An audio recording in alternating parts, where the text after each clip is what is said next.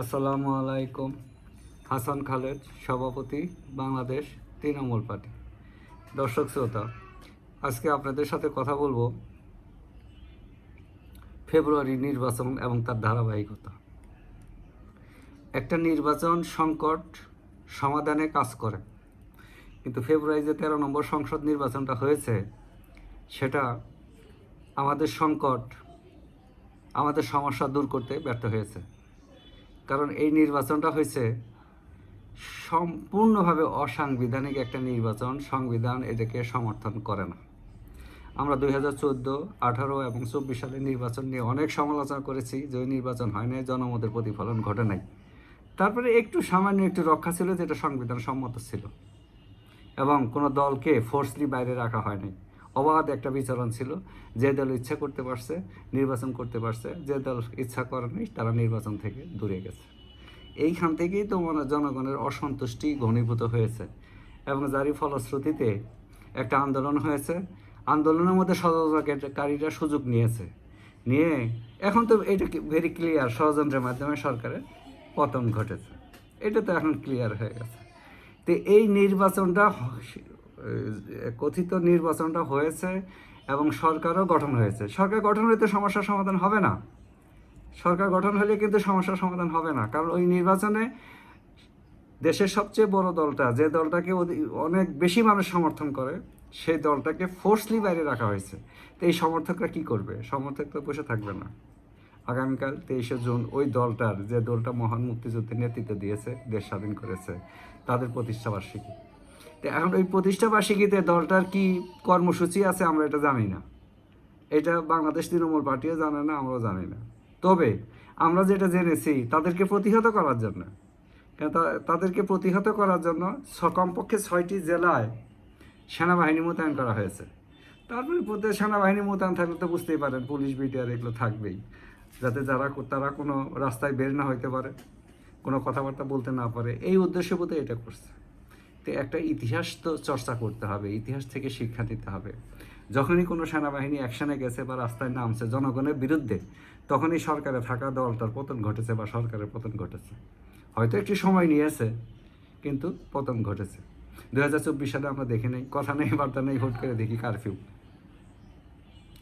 যেদিন কারফিউ হয় তখনই বুঝতে পারছি যে সরকারের আয়ু শেষ হয়ে গেছে। জনগণের বিরুদ্ধে, নিজের দেশের সেনাবাহিনীকে কখনোই জনগণের বিরুদ্ধে নামাইতে নাই। এই যে আজকে যে এই সরকার এই ব্যবস্থা করতেছে, তার মানে একটা মেসেজ কি চলে গেল? যে ওই ইলেকশন আমাদের সমস্যার সমাধান দিতে পারে নাই। আমরা গণতন্ত্রের আবহে নাই, আমরা আইনের শাসনের মধ্যে নাই। কেউ আমাদেরকে বঞ্চিত করতেছে, আমাদের অধিকার লুণ্ঠিত করেছে, সেই অধিকার আমাদের প্রতিষ্ঠা করতে হবে। বাংলাদেশ তৃণমূল পার্টি ফেব্রুয়ারি নির্বাচনে পড়েছিল যে ঠিক আছে, একটা নির্বাচন হয়েছে, অন্ততপক্ষে একটা মব গ্রুপের কাছ থেকে ক্ষমতাটা স্থানান্তর হয়েছে। এখন দলটা বিএনপি একটা রাজনৈতিক দল। এই দলের উচিত হবে একটু গুছগাছ করে নিয়ে 6 মাসের মধ্যে দ্রুত আরেকটা নির্বাচন দিয়ে, অন্তর্ভুক্তিমূলক নির্বাচন দিয়ে গণতন্ত্রের যাত্রাকে শুরু করা। কিন্তু কে শোনে কাজ? সবাই তো খালি দমন করতে চায়, কেউ কিন্তু জনগণের সেন্টিমেন্ট বোঝে না। দমন করতে চায়, এই দমন করতে গিয়েই তো শেষ হয়ে গেছে। পাকিস্তানিরা দমন করতে গেছে, তারা শেষ। যারা দমন করতে গেছে, যেভাবে আমাদের দেশে সামরিক শাসন আসছে, দমন করতে আসছে, শেষ হয়ে গেছে। যে কোনোভাবেই হোক শেষ হয়ে গেছে।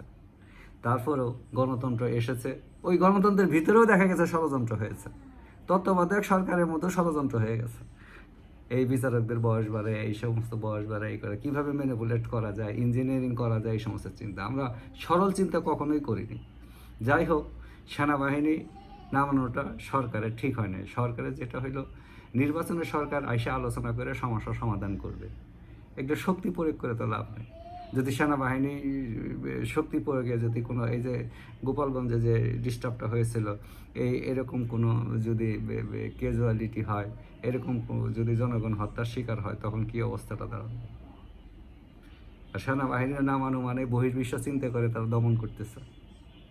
এগুলো জিনিস চিন্তা করতে হবে। তো হুটহাট করে কোনো কাজ করলে চলবে না। যেখানে আমার আলোচনার সমাধান করতে হবে, সেখানে আমি সেনাবাহিনী নামাই কেন? আজকে তো প্রমাণ হয়ে যাচ্ছে যে সরকার দুর্বল। আর একটা সংখ্যাগরিষ্ঠ জনসমষ্টিকে যদি তাদের অধিকার থেকে বঞ্চিত করা হয়, তারা তো দমে থাকবে না, তারা বের হয়ে আসবে, এটা বুঝতে হবে। কাজে আমরা সরকারকে এখনও পরামর্শ দেই, ওই সংসদ চলবে না, ওই সংসদের কোনো ভিত্তি নাই, ওই সংসদের কোনো আইনগত ভিত্তি নাই, সাংবিধানিক বৈধতা নাই। ওই সঙ্গে একটু গুজগাছ করছেন, ভালো কথা, 3 মাস কাজ করছেন, 3 মাসে কি কাজ করছেন তা তো বুঝতেই পারছি। এখন এই সংসদ ভেঙে দিয়ে দ্রুত অন্তর্ভুক্তিমূলক নির্বাচন দেন, সবগুলো রাজনৈতিক দলের সাথে আলোচনা করে। তারপরে যে জনগণের সমর্থন পাবে তারা সরকার পরিচালনা করবে, কোনো সমস্যা নেই।